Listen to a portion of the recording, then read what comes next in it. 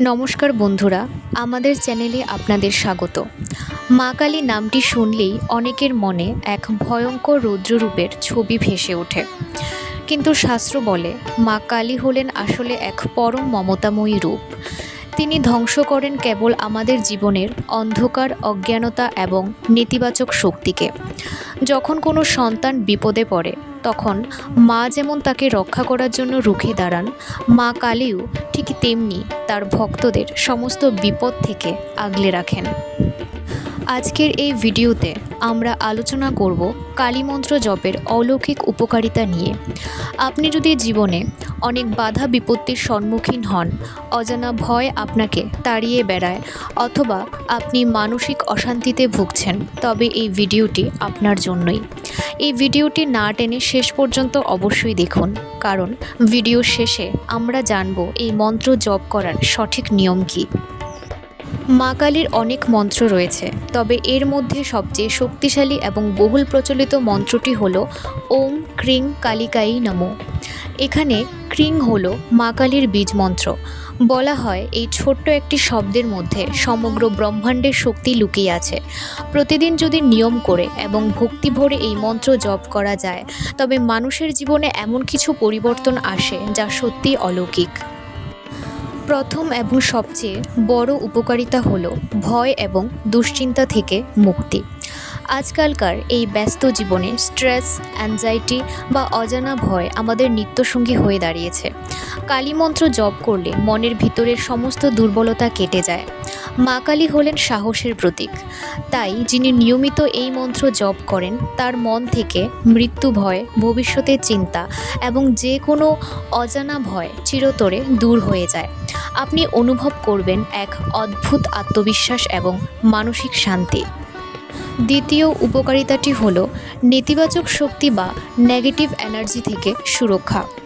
অনেক সময় আমাদের মনে হয় যে আমাদের চারপাশে কোনো অশুভ শক্তির প্রভাব রয়েছে বা কোনো কাজে বারবার বাধা আসছে। শাস্ত্রমতে কালী মন্ত্র হলো এক দুর্ভেদ্য সুরক্ষা কবচ। এই মন্ত্র জপের ফলে আপনার চারপাশে একটি পজিটিভ এনার্জির বলয় বা অরা তৈরি হয়।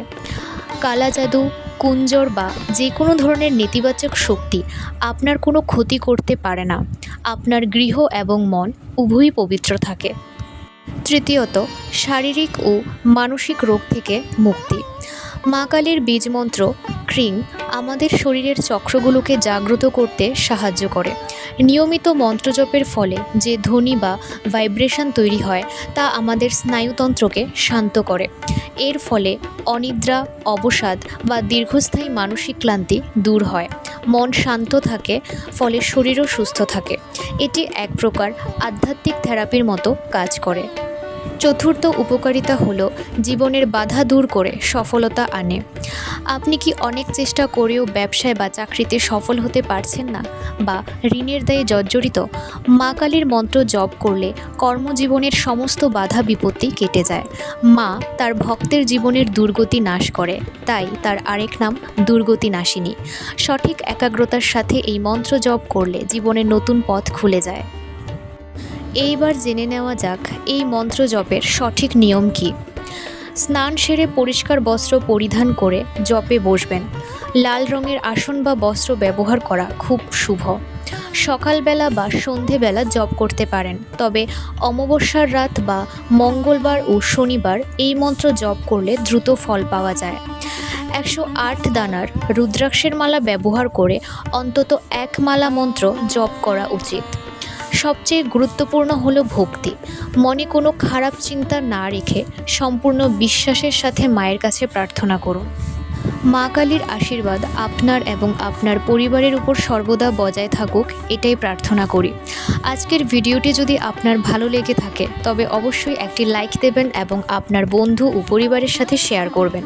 কমেন্ট বক্সে অবশ্যই লিখুন জয় মা কালী। সনাতন ধর্ম ও আধ্যাত্মিকতা নিয়ে এমন আরও ভিডিও পেতে আমাদের চ্যানেলটি সাবস্ক্রাইব করতে ভুলবেন না। ভালো থাকবেন, সুস্থ থাকবেন। নমস্কার।